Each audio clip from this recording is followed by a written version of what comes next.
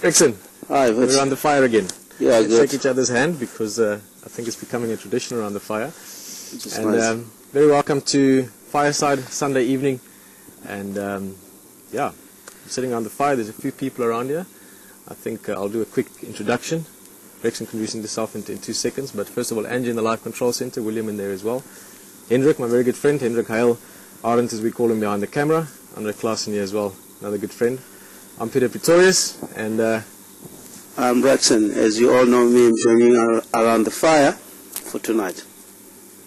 What did someone call you today, Rexon? Leopard Tracker. Leopard Tracker, yeah. And it's certainly been a good week, I think, for leopard tracking and for talking about leopards. I think that's partly what we're going to talk about to a large extent tonight. So, yeah, for sure. We're going to talk more about leopard. Sometimes additional on how we track leopard, how we find leopard around the area, which is good. Yeah, I think it's just been such a rush getting ready for this actually, so I just need to relax a little bit, Rex, from when we were around the fire. But it's obviously been a fantastic week for leopard. We've had a whole lot of different sightings. Rex and myself were literally on the way back tonight just thinking about it again, almost sort of reminding ourselves of the leopard highlights of the week, never mind all the other things we've seen as well, which we'll talk about as well. But when did all this start happening with Karula getting on heat? It was about 3 days back. 3 days back, because 4 days back, I believe. The first time when we had the leopard was around here at the camp, and Odo was coming from north, and we were not sure exactly what the leopard up to. But the second day we were able to pick up and know what's going on, because the guys looked at the leopard, and when we follow up, we ended to find the dominant male leopard. We haven't seen on the camera. The other guy just told us there's other male from the other side. And then I'm trying to remember again. Sorry, I'm just which leopard? We spoke about it briefly earlier. Did we see Matimba first, and then Mafufunyan the next day? Yeah, Matimba first, Mafufunyan, and yeah, we see Karula. Safari as well. Safari as well, yes. It's actually been quite amazing because it's the way it's gone is we've met a whole lot of leopard within a relatively short space of each other in terms of time. All leopard that we're aware of, but I mean we've gone sometimes for quite a while without seeing Mafufunyan, without seeing Matimba, and of course then Karula being in the area all the time. She's been in camp twice. She was here last night and the night before playing in the washing, and what's interesting as well is the relations between us. Now again, Rexon can embellish on this more, but essentially you've got Safari, who's a great leopard that I've known for a long time, since my early days of guiding here, and her offspring, Matimba a male, Karula a female, and all of them active in the area, and even that great drive I had with you guys. That's another highlight for me this week, you guys visiting. On that surprise drive we had during the day yesterday, we saw Tingana. So we've seen 3 generations and 2 separate offspring from Safari in the space of a week. And we're going to see another soon, very soon, I believe. It's just amazing how all this leopard can spread out around the area, as we can experience the generation of the leopard. If the leopard is mating now, Karula especially, very soon, in 110 days, we'll be able to see the youngster, and that will be very, very awesome for us, very good, because we're able to put this in data and know exactly how it works. Everybody will know what's going on with the cubs when they started to mate. Actually, when we're lucky again, if we can get them, I mean, when the mother having a youngster was still young, it will be very good. It's super relaxed, but it's still got blue eyes. Yeah, I've only once seen a cub with blue eyes. Black in color, you know. I was able to track that, you know. I will be very keen to check the den.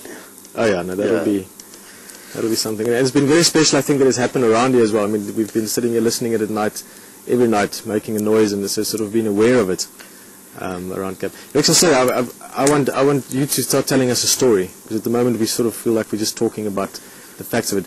You said earlier, this morning when we spoke about Safari, how she lost her eye. Now, for those of you that haven't seen her, Safari is a beautiful female, quite old. There's a lot of history to it, but she's got a very, very easy way of being recognized. She's got an opaque or a blind right eye, essentially, and you can see that quite easily.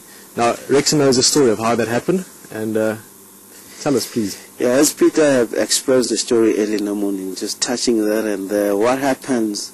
There was a dominant male that well known from south called Shivati. He was a mafia, you know.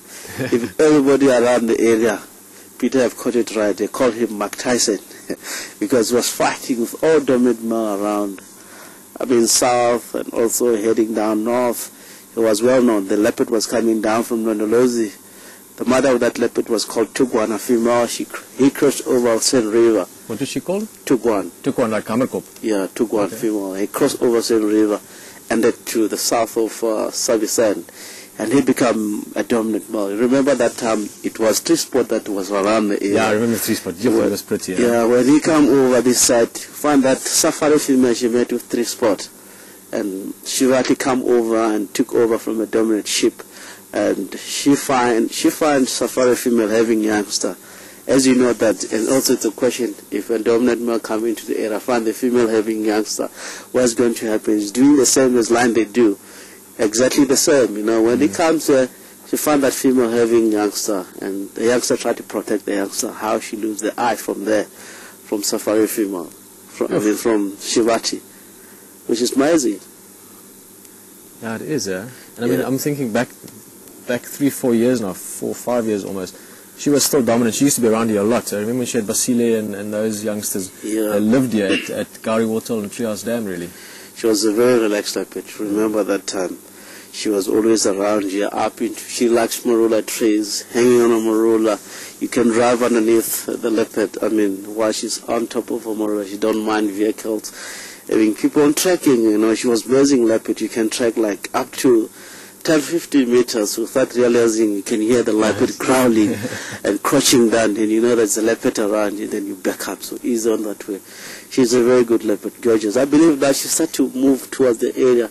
She might settle around like Impala Plains on that area, Treehouse there. Maybe, you'll never know. Yeah, I would be very happy. She's like you say, she's awesome. Yeah. We've actually seen a lot of leopard this week. Sorry, I'm still saying sorry a few times because I'm really just trying to realize that we're just sitting around the fire and chatting. And we've seen, let's do that again, Matimba, Mafufunyan, Safari, Tingana, and Karula. And Jordan was around. We didn't see him. We had 6 leopards in the space of a week. So look like this week we're doing well with leopards, huh?